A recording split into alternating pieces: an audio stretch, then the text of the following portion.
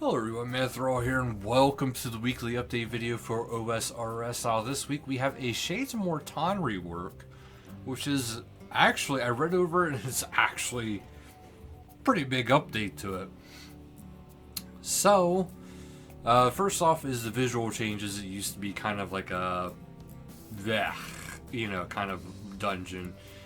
But now it's kind of better layout. It's not as weird and blocky.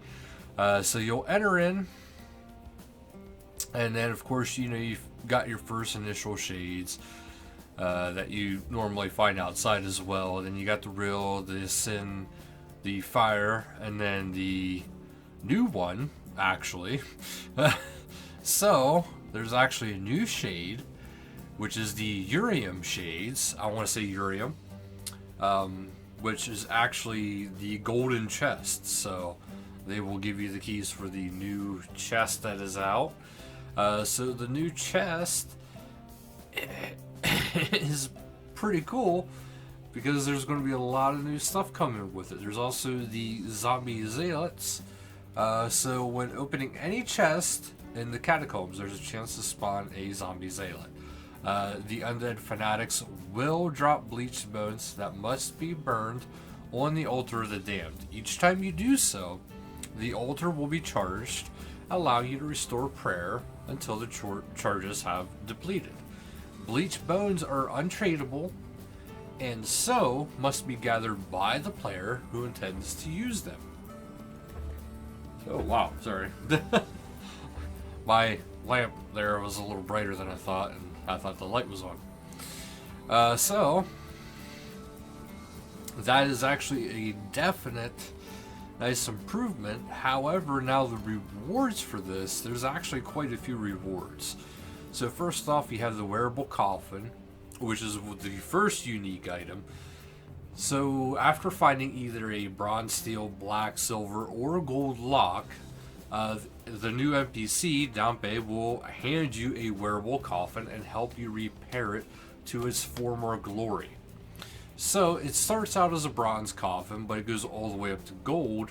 At bronze, it's not that useful. It only holds 3 shade remains because this will actually hold shade remains. So that's actually something that's kind of important to keep in mind. But yeah, it'll hold 3. But the gold holds a grand total of 28 remains inside. So that's an additional entire inventory. That is pretty huge. And then there's also a new actual skilling outfit. It is the new prayer robes. So for each piece you'll be wearing, you get a 1.25% chance. So 1.25% chance of saving a bone or ensouled head. So that's pretty good per piece. There is 4 pieces, but if you get the full set, it'll boost up to a 5% chance for the overall outfit. So I mean, that's pretty good. That's a pretty good boost when it comes to prayer. But then you could also pair that with your coffin, and that'll help out with Shades of Mort'ton. But this does say this effect is also stackable with the Wilderness Altar Bones bone saving effect. So keep that in mind. It is also untradeable. So keep in mind it's going to be highly sought after, especially if you use the Wilderness Altar. It'll be a pretty good training method. Then up next we have the Swamp Bark and Blood Bark recipes. So there are 2 books within the chest in the catacombs. They actually help you unlock these armors. So obviously one for the other. So once you unlock the Swamp Bark, it is created by using a piece of split bark armor on the nature altar. So if you have the helmet, you could use the helmet onto it, and then it'll cost a little bit of runes. The gloves and boots require 100 nature runes each and 42 rune craft. The helm requires 250 nature runes and 46 rune craft. The top and legs require 500 runes, nature runes, and 48 rune craft. So that's actually pretty good. The Swamp Bark armor offers armor similar to the Manithral armor set, and has a magic bonus 6 greater than Split Bark, so it's definitely better than Split Bark. And extends binding spells by 1 tick per piece equipped. So, bind will actually have 8 instead of 4, which is 4.8 sec. Bind is currently, 8 ticks, which is 4.8 seconds, and this will actually increase it to 13 ticks, 7.8 seconds. That's a hefty bind. And snare goes all the way up to 12.6 seconds, and tangle goes all the way up to 17.4 seconds. And just to kind of compare things, Ice Barrage, which is 32 ticks, is a 19.2 second snare. So that's pretty freaking powerful, especially for an older dungeon like Shades of Mort'ton.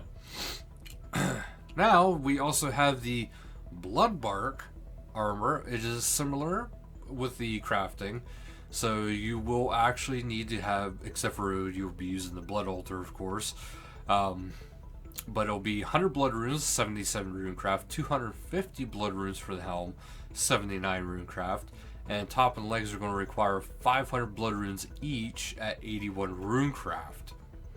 So the Blood Bark offers defense similar to that of Adamant, and it has a magic bonus which is 5 less than Mystic, so it's not quite as good as Mystic. There is an addition to this one too. It will buff Ancient Blood spells effects, so Blood Rush, Burst, Blitz, Barrage.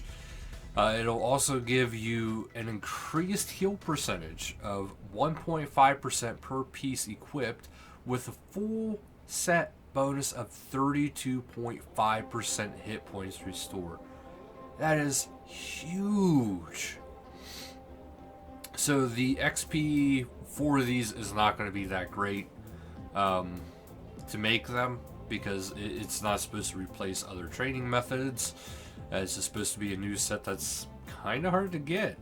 But you will be able to craft your own Split Bark now, which is between level 60 and 62 crafting. So all you'll need to do is combine fine cloth and bark with your needle and thread.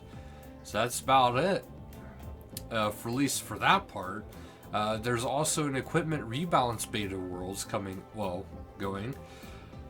And for this first set, these items are included. This first part of it is crystal armor, black d'hide, and blowpipe. These blowpipes will have infinite ammo and no charges accordingly. There's an individual blowpipe for each dart type. The beta version don't include special attacks. This is not reflective of the proposed changes. If you haven't read the News Equipment Rebalance blog yet, go ahead and be sure to have a look.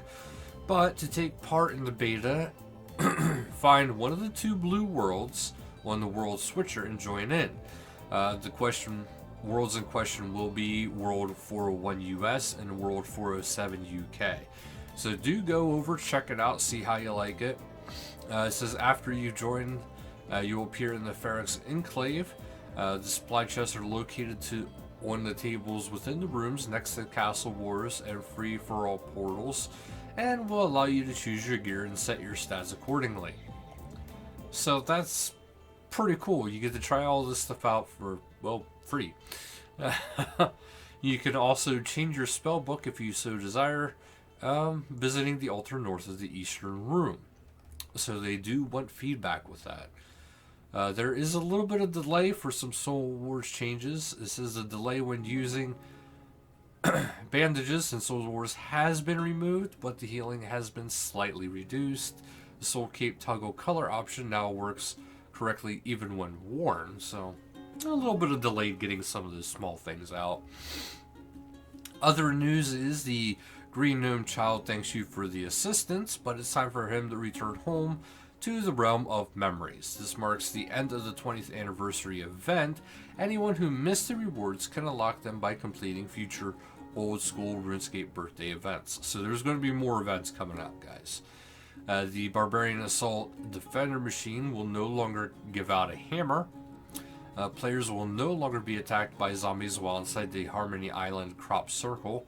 The message accompanying completion of a Slayer task has been more detailed.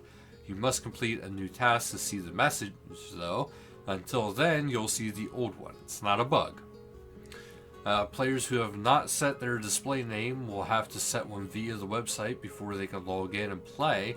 Brand new accounts with no display name will still be able to sign in. Level up fireworks are now accompanied by a little sound effect. The ornamented infernal tools from the Trailblazer League are now recognized as warm items while fighting the Winter Todd, whatever. the unlocking instructions for the teleport to target spell have been corrected. Fix some incorrect blocking in Witchhaven. Farmer Gricola's reward shop now has a bank pen check. A grammatical error on the Necklace of Passage has been fixed. So that's it for this week, guys. It's actually a pretty big week when you think about it with Shades of Mort'ton. So thank you guys so much for watching, and until next time, later, guys.